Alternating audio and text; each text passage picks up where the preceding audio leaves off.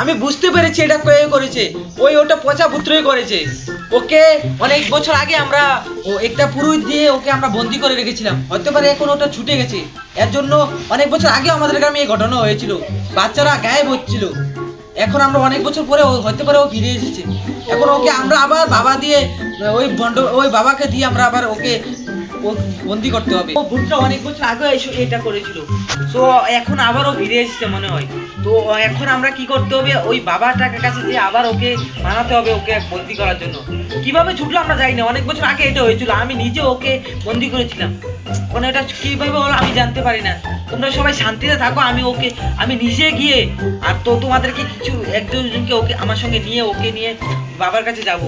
আমাদের সব বাচ্চারা চলে যাচ্ছে, গায়েব হয়ে যাচ্ছে। আমি জানতে পেরেছি তো। তো কি করা যাবে, এখন তো ফিরে এসেছে, এখন আবার ওকে বন্দি করতে হবে। তো চলো আমরা যাই ও বাবার কাছে গিয়ে আমরা দেখি বাবা ওকে দিবানি। চলো চলো চলো চলো চলো চলো।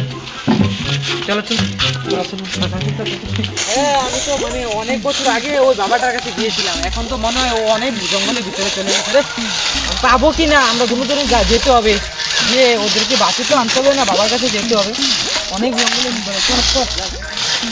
চেয়ারম্যান সাহেব, আমরা তো অনেক দূরে চলে যাচ্ছি। চেয়ারম্যান সাহেব কি করে, বাবা তো পাচ্ছি না। চেয়ারম্যান সাহেব কোথায়, বাবা অনেক জঙ্গলে চলে গেছি।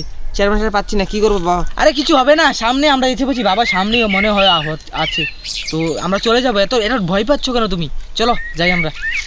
চলো চলো, ভয় পেয়ে না, সামনে এসে বলছি। না চেয়ারম্যান সাহেব, অনেক চলে গেছি। আরে সামনে এসে বলছি, বাবা সামনে মনে হয় হবে যেতে হবে। চলো যাই আমরা। আরে গ্রামের বাচ্চাদের চল চল। আরে এসে বলছি, বাবা তুই দেখ বাবা, এটা নিয়ে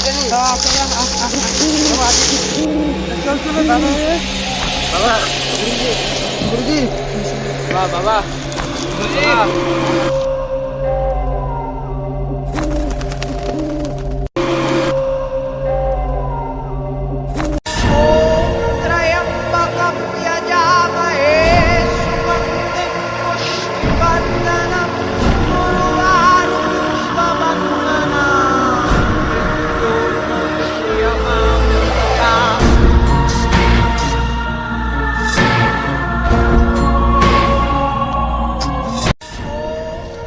গুরুজি, গুরুজি আমাদের কথা শুনেন না। গুরুজি, গুরুজি আমি জানি তোরা এখানে কি জন্য এসেছিস। আগে তো আপনি মিলে ওই পচা পুত্রাকে বন্দি করেছিলেন, মনে আছে আপনার? মনে আছে। ওই পুত্র তো আবার এসে পড়েছে।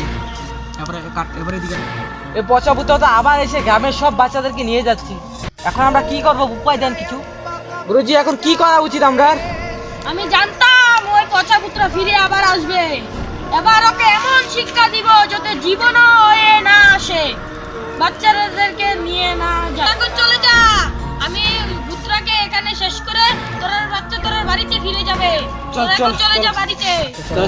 চল আমরা চলে যাই। গুরুজি আপনি ওদেরকে এনে দিয়ে হ্যাঁ পুত্র।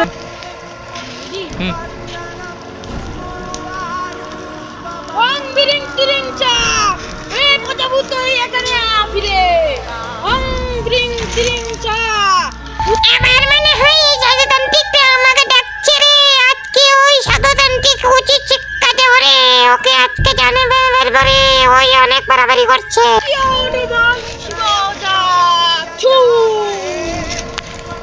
ওং বিরিং তিরিং চা, কালিও বুঝে এখন। ওং বিরিং তিরিং চা, এই পচা পুত্র এখানে ফিরে আ। ওং বিরিং তিরিং চা, এই পচা পুত্র এখানে ফিরে আ। ওং বিরিং তিরিং চা, বুঝিও না তুই এখানে ফিরে আ।